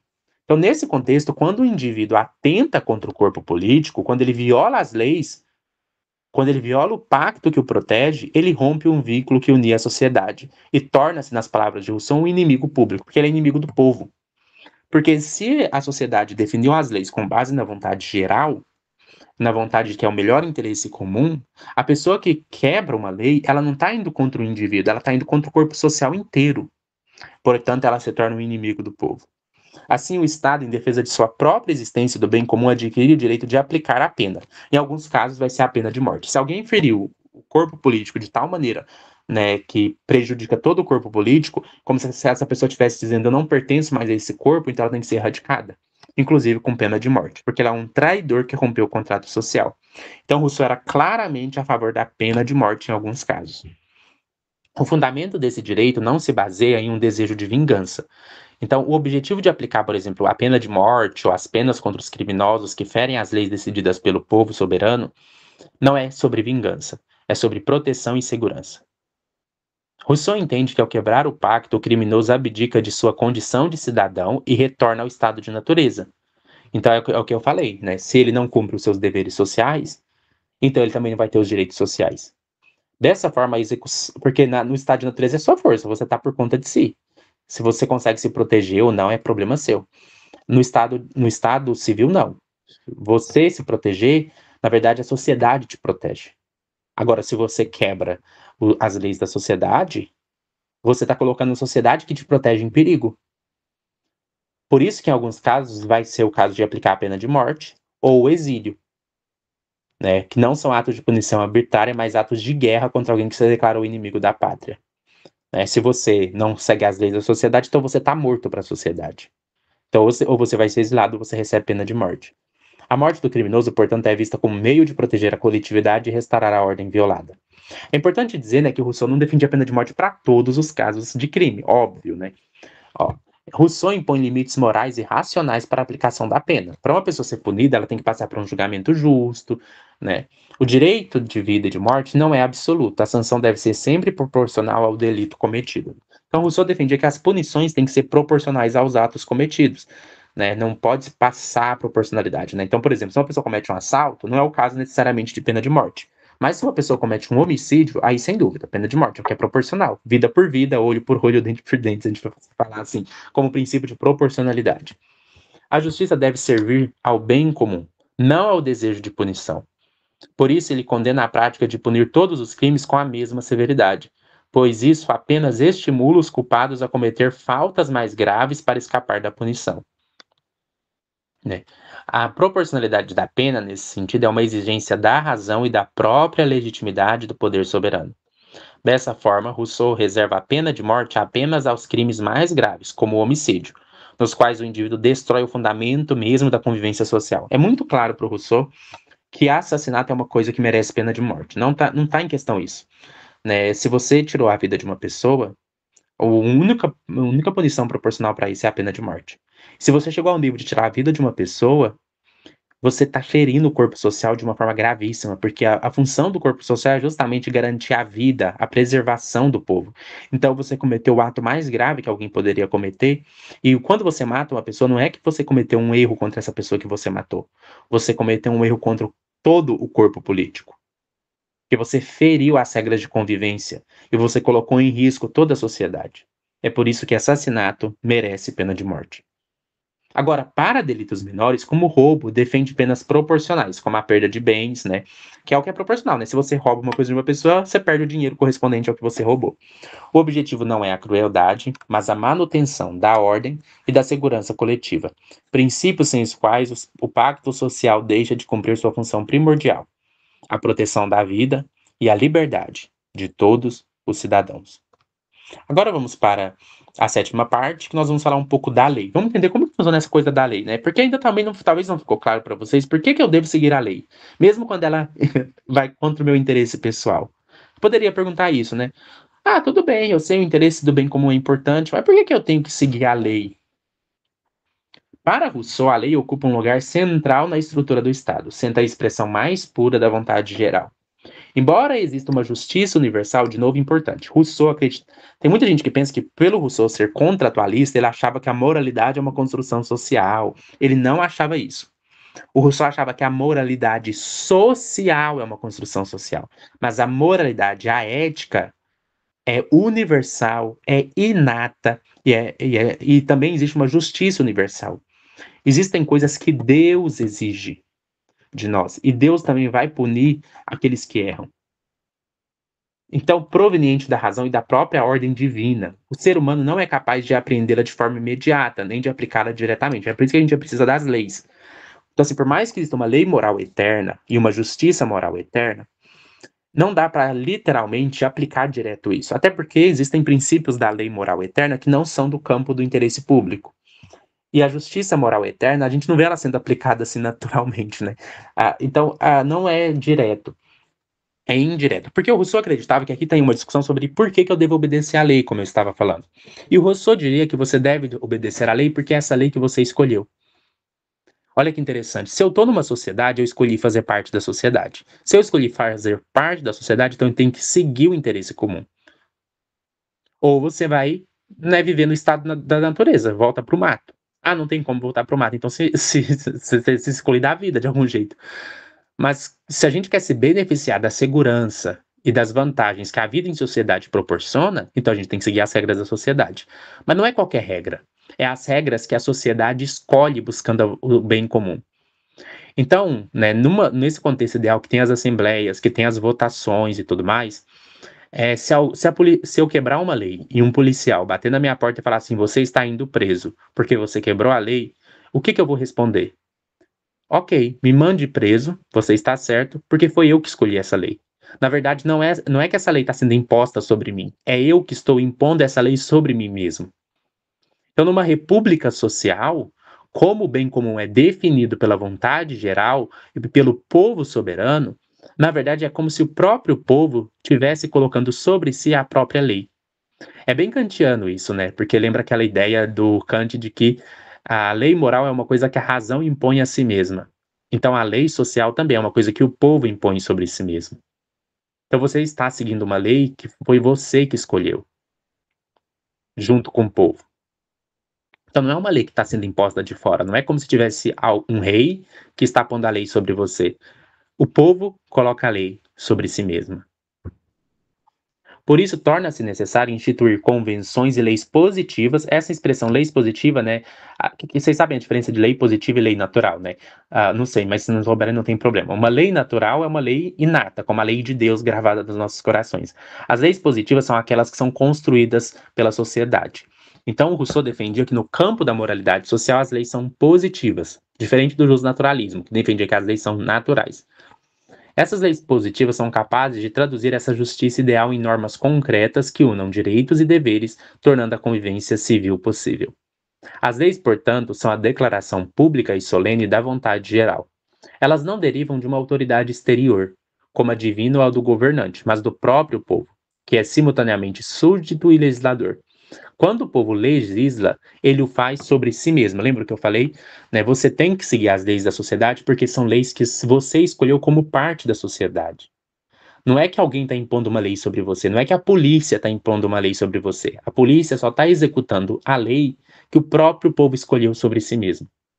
E o objeto de sua deliberação é sempre geral, tanto na vontade quanto na matéria, né? O objetivo do Estado é cuidar só das questões gerais, não dos interesses particulares.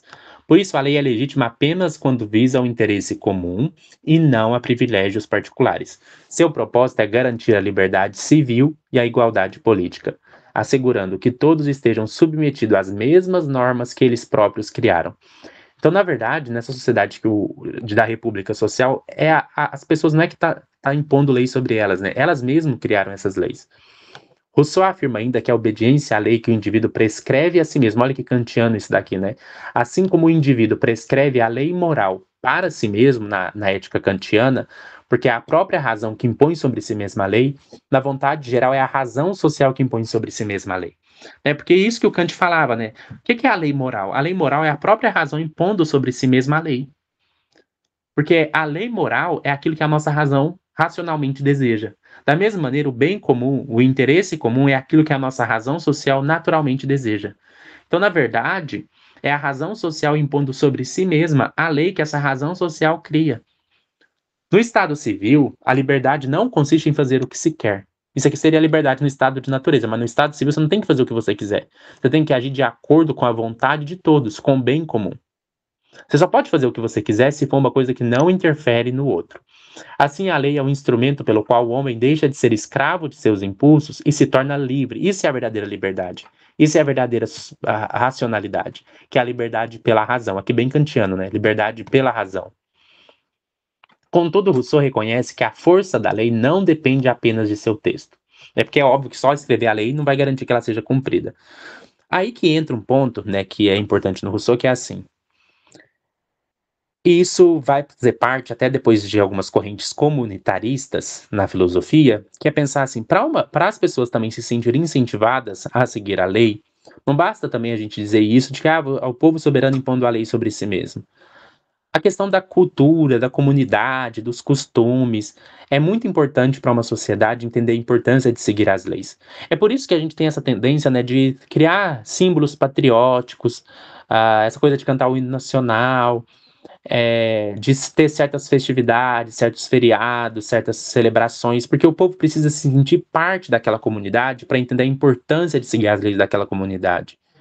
Então, o Rousseau acreditava que era importante esses elementos culturais que fizessem o povo se sentir parte da comunidade. Hoje isso é muito enfatizado pelos comunitaristas, né? Existe essa coisa da gente valorizar os nossos símbolos culturais, os nossos feriados, isso é muito importante para garantir a ordem pública.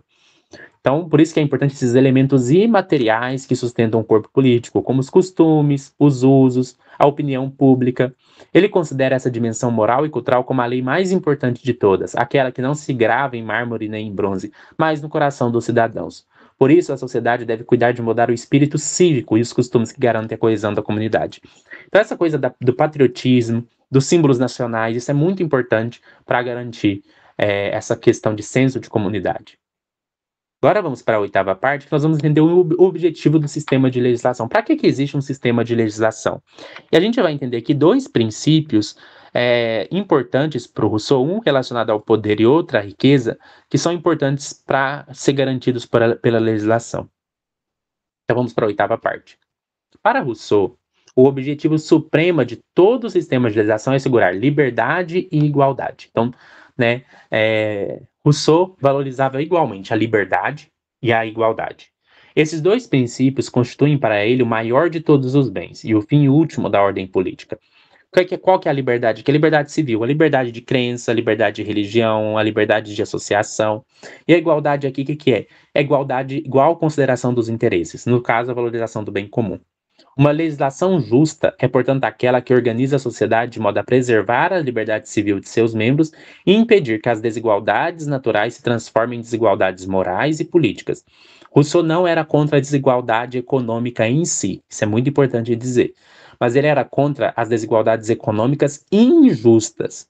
Ele era também contra as desigualdades morais, ninguém é mais importante do que ninguém. E era contra a desigualdade política, todo mundo tem que ter igual participação nas decisões das legislações. Também a liberdade é o fundamento do corpo político. Rousseau entende que por isso que Rousseau era a favor do livre comércio, né? Não sei de onde o povo tira o mito, né, de Rousseau ter alguma coisa a ver com comunismo, com...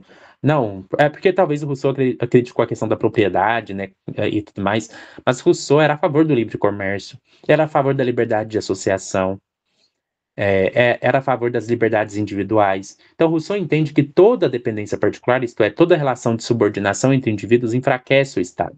Essa coisa de ter uma pessoa que é mais importante que outra, retirando-lhe parte de sua força moral e política. A verdadeira liberdade, no entanto, não é a anarquia do desejo individual, não é você fazer o que você quer subjetivamente. A verdadeira liberdade é buscar o bem comum. E aqui é bem kantiano também essa ideia de que a verdadeira liberdade está na autonomia racional. Você só é livre quando você age racionalmente, não é quando você faz o que você quer. É quando você faz o que você racionalmente quer. O cidadão é livre quando obedece às leis que ele mesmo ajudou a formular. Isso que é a ideia de liberdade. Por que você tem que seguir as leis da sociedade? Porque você livremente criou essas leis. Pois nesse caso, submete-se apenas à razão coletiva e não à vontade arbitrária de outro homem. Né? Isso é muito lindo, né? Na República Social, não existe submissão à vontade de outra pessoa. As leis são criadas pelo próprio povo, e o povo se submete às próprias leis que cria. Ninguém domina sobre ninguém. A igualdade, por sua vez, é a condição indispensável da liberdade. Não existe liberdade sem igualdade.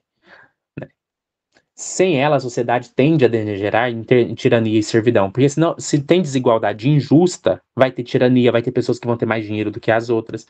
É por isso que o Rousseau defendia dois princípios, isso que é muito importante, dois princípios fundamentais para a organização das leis para o Rousseau. Um relativo ao poder e outro relativo às riquezas.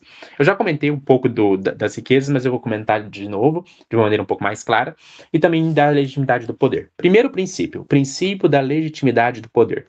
Significa que o poder deve estar afastado de toda violência e só pode ser exercido em conformidade com as leis e os cargos legítimos. Então, o que isso quer dizer? O poder deve estar afastado de toda violência, que é a violência injusta. Né? Claro que, por vezes, o Estado vai ter que usar uma violência para condenar a violência, né? Como, por exemplo, as punições. Mas o poder não deve ser uma coisa que se conquista por violência. É nesse sentido. E o poder deve ser exercido com as limitações apropriadas, tanto dos cargos quanto da lei. Então o poder precisa ser legítimo. E o poder só é legítimo, grave isso, o poder só é legítimo quando ele segue as leis instituídas pelo povo soberano visando o bem comum. Se uma lei não visa o bem comum, então ela é ilegítima. E se um governante atua sem ser aplicando as leis que o povo decidiu, Isso é ilegítimo. Então, esse é o princípio da legitimidade do poder. De acordo com o princípio da legitimidade do poder, o poder só é adequadamente exercido ou legitimamente exercido quando ele é feito de acordo com as leis definidas pelo povo soberano, de acordo com a vontade geral. E a gente tem o princípio da moderação de riquezas. Como eu disse, o Rousseau não era contra qualquer tipo de desigualdade econômica. É óbvio que existe desigualdade econômica, e é óbvio que não dá para fazer ela desaparecer. E é óbvio também que existem desigualdades econômicas que não são injustas, né? Então, assim, o Rousseau não seria a favor da ideia de meritocracia. O que é a ideia de meritocracia? A meritocracia é a ideia de que algumas pessoas merecem estar onde estão, ou merecem ser mais ricas ou mais pobres, mesmo numa sociedade injusta. Isso que é meritocracia. A gente vive numa sociedade injusta, as oportunidades não são iguais, existe muita corrupção, e mesmo assim as pessoas interpretam que os lugares que as pessoas ocupam na sociedade é por causa de mérito. Isso que é meritocracia. É a ideia de que os lugares que as pessoas ocupam numa sociedade injusta é mérito individual. No entanto, se a gente vive numa sociedade justa, aí a questão do mérito não é um problema, porque se a gente vive numa sociedade justa, uma pessoa que se esforça mais e uma pessoa que se esforça menos vão ter uma desigualdade econômica. Só que aí vai ser justo que a pessoa que se esforçou mais ganhe mais do que a pessoa que se esforçou menos. Esse tipo de mérito justo, o Rousseau não era contra. Eu acho que ninguém é contra isso, né? A ideia de mérito justo. Então, o Rousseau seria contra a ideia de meritocracia, mas ele não seria contra a ideia de mérito justo. Se a sociedade não for corrompida, pode surgir desigualdades econômicas resultantes do esforço. Pode surgir também desigualdades econômicas resultantes de diferença de talentos, né? Às vezes uma pessoa tem talento para fazer alguma coisa na sociedade que dá mais retorno financeiro. Então, e também tem a sorte, né? Sei lá, uma pessoa. A gente tem muita coisa que torna as pessoas economicamente diferentes por causa de sorte. É claro que não dá para igualizar. A sociedade nem seria economicamente positivo, que todo mundo recebesse o mesmo salário e tal. Mas o Rousseau falava que por mais que possa existir desigualdade econômica, não pode ser uma desigualdade econômica injusta, nem pode ser uma desigualdade econômica que prejudique os mais pobres. Então, pode haver desigualdade econômica desde que, olha, esse é o princípio da moderação de riqueza. Nenhum cidadão seja tão rico a ponto de poder comprar outro, nem tão pobre a ponto de forçar a vender-se. Aqui o Rousseau ele era fortemente contra a escravidão. O Rousseau era contra a escravidão. E o que ele pensava, né? Qual que é o pior estado que alguém ficou muito pobre? É o estado que alguém está tão pobre que ela tem que virar escravo para conseguir sobreviver. E qual que é o estado que alguém ficou tão rico? É o estado em que alguém tem tanto dinheiro que ela pode comprar um escravo. Isso é uma metáfora, na verdade, para dizer assim: ninguém pode ser tão pobre a ponto de ter uma vida tão miserável que não consiga se sustentar e viver por si mesmo, que tenha que abrir mão da sua autossuficiência. E alguém também não pode ser tão rico que tenha tanto dinheiro que vai definir os rumos políticos e as decisões da sociedade, que vai controlar tudo o que acontece.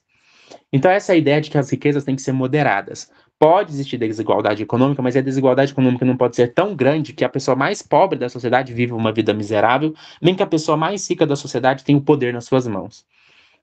Então, a pessoa mais pobre de uma sociedade, para o Rousseau, tem que ter uma vida boa. No mínimo boa. Então, é isso que ele vai chamar de igualdade moderada, que exige virtude tanto dos grandes quanto dos pequenos. Ó, dos primeiros, as pessoas que têm mais dinheiro na sociedade têm que ter uma moderação no uso dos bens e da influência. Então, uma pessoa super rica não pode influenciar toda a sociedade com o seu dinheiro, não pode subornar as leis. Não pode haver uma pessoa tão rica que ela usa o seu dinheiro para subornar as leis. Do segundo, a moderação do desejo e da cobiça. Então, mesmo a pessoa mais pobre, ela tem que moderar os seus desejos. Rousseau distingue assim a igualdade moral e legítima criada pelo pacto social da igualdade física e dos méritos justos. Nem toda desigualdade é por si mesma injusta. Né? Porque o Rousseau escreveu aquele livro A Origem das Desigualdades entre os Homens, mas ele não está dizendo, né, que toda desigualdade é injusta. Né? Ele está focando nas desigualdades injustas. Por vezes a gente usa na filosofia o termo desigualdade só no sentido de desigualdade econômica injusta.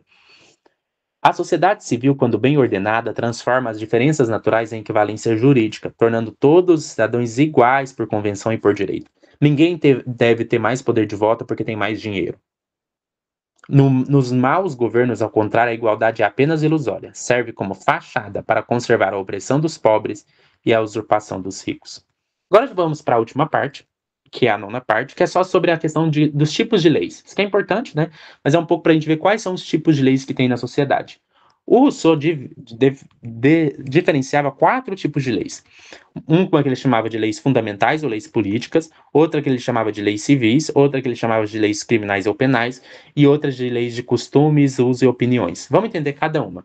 O que são as leis políticas ou fundamentais? Algumas leis elas vão reger como a própria sociedade deve funcionar. Então vamos pensar assim: existe uma lei que fala como que deve funcionar as assembleias.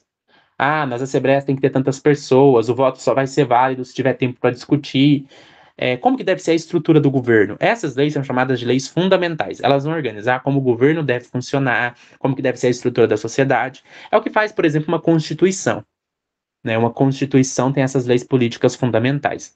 Então, elas regulam a relação do todo com o todo, ou seja, a relação do soberano com o Estado. Então, qual que é a relação do povo soberano com os governantes? Qual é o tipo de governo, o modo de governo que a gente vai adotar? Elas são chamadas políticas porque cada Estado possui uma forma específica de organização. Isso eu já falei, né? O Rousseau ele não prescrevia uma forma de governo específica. Ele falava, desde que no campo legislativo funcione uma república social, a forma de governo não importa. Né, o governo vai ser aquele que vai seguir as leis estabelecidas pelo povo soberano. Mas qual deve ser o tipo de governo? Se vai ser democracia, direta ou indireta, se vai ser, é, sei lá, se vai ser monarquia, isso não importa.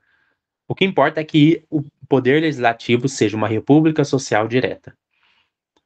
Então, mas vai ter que ter uma constituição ou leis para definir qual que é o tipo de governo que aquela sociedade quer adotar. E as leis fundamentais devem ser preservadas pelo povo que as encontrou, garantida a estabilidade da ordem política. Nós temos também as leis civis, né? Que são aquelas leis, né, mais específicas aí sim, né? Não aquelas leis que vão organizar a estrutura da sociedade, mas as leis que vão organizar o que pode e o que não pode na sociedade. Então essas são as leis, tipo, para decidir coisas da sociedade mesmo, né? É, elas disciplinam as relações entre os cidadãos e outros cidadãos. São as leis sobre relação um com o outro. Né? Tudo aquilo que eu fizer que pode interferir o outro, que pode prejudicar o outro, vai ter alguma lei civil regendo isso. Então, lei que não pode cometer assassinato, lei de que não pode roubar, isso entra nas leis civis. Então, lei contra roubo, lei contra assassinato, elas, no primeiro caso, a lei deve preservar a independência individual e limitar ao mínimo a interferência de outros cidadãos. Deve garantir a máxima coesão e independência do Estado. É a força do Estado civil que permite aos indivíduos serem livres, transformando a obrigação mútua em instrumento de liberdade. Então, as leis civis é para evitar que as pessoas prejudiquem as outras.